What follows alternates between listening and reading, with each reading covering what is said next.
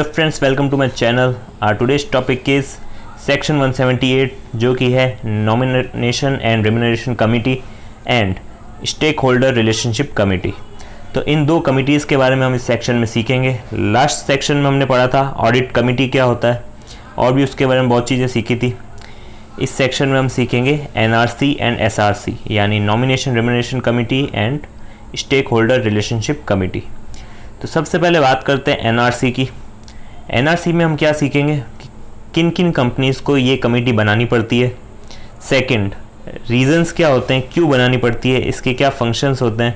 Third, same वही responsibilities या duties भी हम कह सकते हैं कि एनआरसी की क्या ड्यूटीज़ होती है और क्या उसकी रिस्पॉन्सिबिलिटी होती है वो चीज़।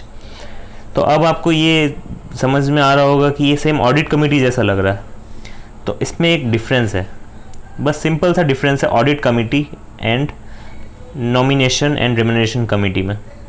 डिफरेंस क्या है, अंडर सेक्शन 177 जो हमने लास्ट वीडियो में पढ़ा था, जो कि था हमारा ऑडिट कमेटी के बारे में, उसमें वो क्यों बनाना मतलब ऑडिट कमेटी क्यों बनाई जाती है, ताकि हम ऐसे लोगों को ढूंढ सके जो एलिजिबल है ऑडिटर बनने के लिए। सेम 178 में हम क्या सीखेंगे, NRC was made for finding people who are eligible to become director of in company. उसमें था एलिजिबल टू बिकम ऑडिटर, इसमें है eligible to become director in company. So this is the main function of NRC, ऐसे लोगों को ढूंढना जो director बनने के लिए एलिजिबल हैं और उसको रिकमेंड करना बोर्ड को ताकि उन लोगों का अपॉइंटमेंट हो सके। सो this is the main criteria of NRC. अब हम चलते हैं हमारे मेन सेक्शन पर, स्टार्ट करते हैं नॉमिनेशन एंड रेम्यूनरेशन कमेटी को। Formation of nomination and remuneration committee यानी इसका फॉर्मेशन कैसे होता है।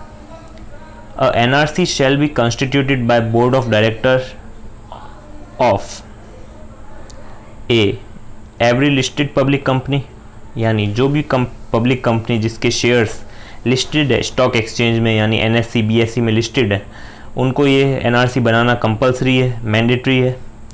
बी, सच अदर क्लास और क्लासेस ऑफ कंपनीज एज में बी प्रेस्क्राइब्ड, यानी जब भी ये वर्ड आए एज में बी प्रेस्क्राइब्ड, आप समझ लीजिएगा कि आपको रूल को रेफ़र करना पड़ेगा। अब रूल में क्या लिखा है, all public company with a paid up share capital of 10 crore और मोर। जिन भी ऐसी कंपनीज़ का paid up share capital 10 crore या उससे ज़्यादा है, उनको एनआरसी बनाने की ज़रूरत पड़ेगी।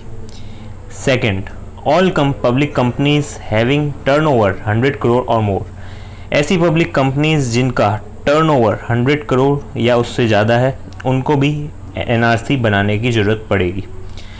Third and the last point is all public companies having in aggregate outstanding loans and borrowings और डिवेंचर और डिपॉजिट एक्सीडिंग 50 करोड़ और मोर, यानी इसमें इक्वल टू की बात नहीं आई है। ऑडिट कमेटी में इक्वल टू भी था, वहाँ पे सेम कंडीशंस थी, सिर्फ एक डिफरेंस है जो ये 50 करोड़ है, इसमें इक्वल टू और मोर देन 50 करोड़ था, इसमें सिर्फ मोर देन 50 करोड़ है। सो जिन जिन पब्लिक कंपनीज़ की बोरोइंग इन एग्रीगेट 50 करोड़ से ज़्यादा हो जाती है, उसको भी एनआरसी बनाने की ज़रूरत पड़ती है। So this is the formation shall constitute NRC, जिनका भी ये तीन कंडीशन में से एक भी फुलफिल हो जाती है तो उन्हें नॉमिनेशन एंड रेम्यूनरेशन कमेटी का फॉर्मेशन करना पड़ता है। नेक्स्ट इज कंसिस्टिंग ऑफ 3 और मोर एग्जीक्यूटिव डायरेक्टर। अब ये जो एनआरसी है इसमें 3 या उससे ज़्यादा एग्जीक्यूटिव डायरेक्टर्स का होना ज़रूरी है। Out of which not less than 1.5 यानी 1/2 शैल बी इंडिपेंडेंट डायरेक्टर, यानी नॉट लेस देन 1/2 यानी half, not less than half जो भी लोग हैं, जो मेंबर्स हैं, वो इंडिपेंडेंट डायरेक्टर होने चाहिए। Next is the chairperson of the company whether executive और non executive may be appointed as a member. जो चेयरपर्सन है कंपनी का वो एज ए मेंबर अपॉइंट हो सकता है, बट वो उस कमिटी को चेयर नहीं करेगा, यानी उस कमिटी का चेयरपर्सन वो नहीं बन सकता। बट वो वो कंपनी का चेयरपर्सन है, वो मेंबर भी बन सकता है एनआरसी का, बट वो उस कमिटी का चेयरपर्सन नहीं बन सकता। So this is the main point of this subsection. Next is functions of the committee. उस कमिटी के एनआरसी के फंक्शंस क्या क्या होते हैं. A, formulate the criteria for determining qualifications, positive attributes and independence of a director and recommend to the board a policy relating to the remuneration for the directors, KMP and other employees. ये बहुत बड़ा point हो गया, but इसको simple में समझाता हूँ मैं. सिंपल सी बात ये क्या कह रहा है कि ये जो कमिटी है ये क्या करेगी, फॉर्मुलेट करेगी ऐसा क्राइटेरिया फॉर डायरेक्टर्स, ताकि मतलब क्वालिफिकेशंस, एक डायरेक्टर को अपॉइंट करने के लिए क्या क्या चाहिए, क्या क्वालिफिकेशंस होनी चाहिए, क्या एक्सपीरियंस होना चाहिए. एक फिक्स क्राइटेरिया, जब भी अपॉइंटमेंट होता है डायरेक्टर का एक क्राइटेरिया होता है जिसमें वो फुलफिल करता है तभी उसका अपॉइंटमेंट किया जाता है. सो वो क्राइटेरिया यही डिसाइड करेगी नॉमिनेशन एंड रेमुनरेशन कमेटी. सो एक क्राइटेरिया डिसाइड करेगी. सेकेंड, उनका रेमुनरेशन पॉलिसी जो है वो भी डायरेक्टर्स का एनआरसी ही डिसाइड करेगी. किस किस का, डायरेक्टर्स का, की मैनेजरियल पर्सन्स का एंड एम्प्लॉयज़ का. जो मेन एम्प्लॉयज़ होते हैं, जो जिनका सीईओ वगैरह जो भी होते हैं, उन सब का रेमुनरेशन भी एनआरसी ही डिसाइड करेगी. तो this is the main function of the NRC. और भी कई सारे फंक्शंस हैं, उसको भी समझते हैं. Second function is identify person who are qualified to become director. ये मैंने आपको फर्स्ट पॉइंट में बता दिया. इसका ऑब्जेक्टिव ही क्या है एनआरसी का, ऐसे पर्सन्स को आइडेंटिफाई करना जो एलिजिबल है कंपनी में डायरेक्टर बनने के लिए. वो उन पर्सन्स को आइडेंटिफाई करेगी, फिर डायरेक्टर को रिकमेंड कर देगी. Third point is recommend to the board their appointment and removal of directors and senior management. Third क्या, उसका अपॉइंटमेंट कैसे होगा, किस तरह से होगा, रिकमेंड करेगी बोर्ड को कि इसका अपॉइंटमेंट किया जाए क्योंकि एलिजिबल है. और अगर उसने कुछ काम ढंग से नहीं किया तो उसका रिमूवल भी यही डिसाइड करेगी एनआरसी. किस किस का, डायरेक्टर और सीनियर मैनेजमेंट का. And shall specify the manner for effective evaluation of performance of board. यानी बोर्ड का जो परफॉर्मेंस है उसको इवैल्यूएट करने के लिए भी एक मैनर डिसाइड करेगी कि उनकी परफॉर्मेंस जो है एज पर द बेलो पार है या अबव पार है, वो सब एनआरसी ही डिसाइड करेगी. सो इसको पूरा पढ़ते हैं. Shall specify the manner for effective evaluation of performance of board, its committee and individual director का भी डिसाइड करेगी performance. To be carried out either by the board, या तो वो चाहेगी कि बोर्ड ऑफ डायरेक्टर्स खुद का परफॉर्मेंस डिसाइड करें, या नॉमिनेशन एंड रेमुनरेशन कमेटी उसका परफॉर्मेंस डिसाइड करे, या कोई इंडिपेंडेंट एक्सटर्नल एजेंसी है वो अगर चाहे, एनआरसी चाहे तो उनसे भी हेल्प ले सकती है, ताकि कंपनी के जो डायरेक्टर्स हैं उनका परफॉर्मेंस इवैल्यूएशन हो और जो करेक्ट इमेज है उनकी सामने आए. तो ये सब भी आएगा एनआरसी के फंक्शंस में. Last point is D. Such policy shall be placed on the website of the company.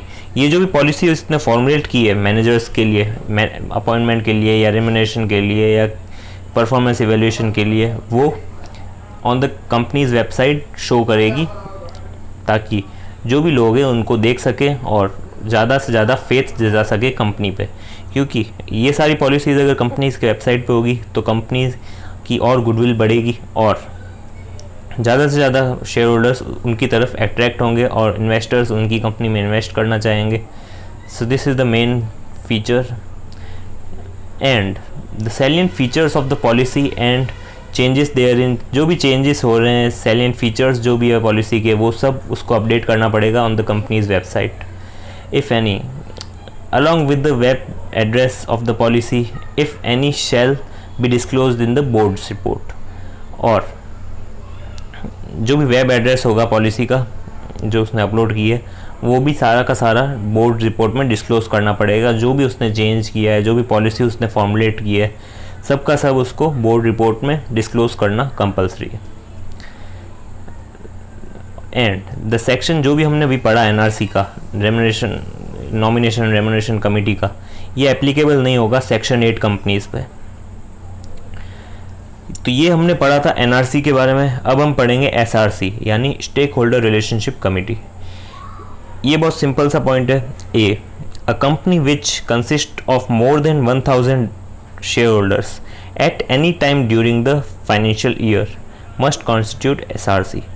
यानी कोई भी कंपनी में अगर 1000 से ज़्यादा स्टेक होल्डर्स हो जाते हैं eight any time during the financial year, या ईयर एंड की बात नहीं हो रही है, any time during the financial year, अगर उस कंपनी के शेयर होल्डर्स 1000 क्रॉस कर जाते हैं तो उस कंपनी को स्टेक होल्डर्स रिलेशनशिप कमेटी बनानी पड़ेगी, consisting of a chairperson.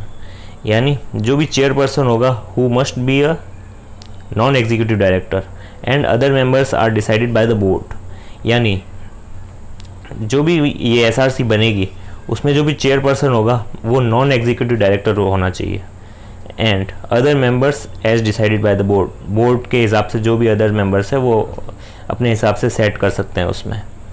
C point is the SRC shall consider and resolve the grievance of the security holders of the company. Company के जो भी सिक्योरिटी होल्डर्स हैं उनके किसी भी तरह के ग्रीवेंस होते हैं या उनकी कोई प्रॉब्लम होती है तो वो ये एसआरसी सॉल्व करेगी।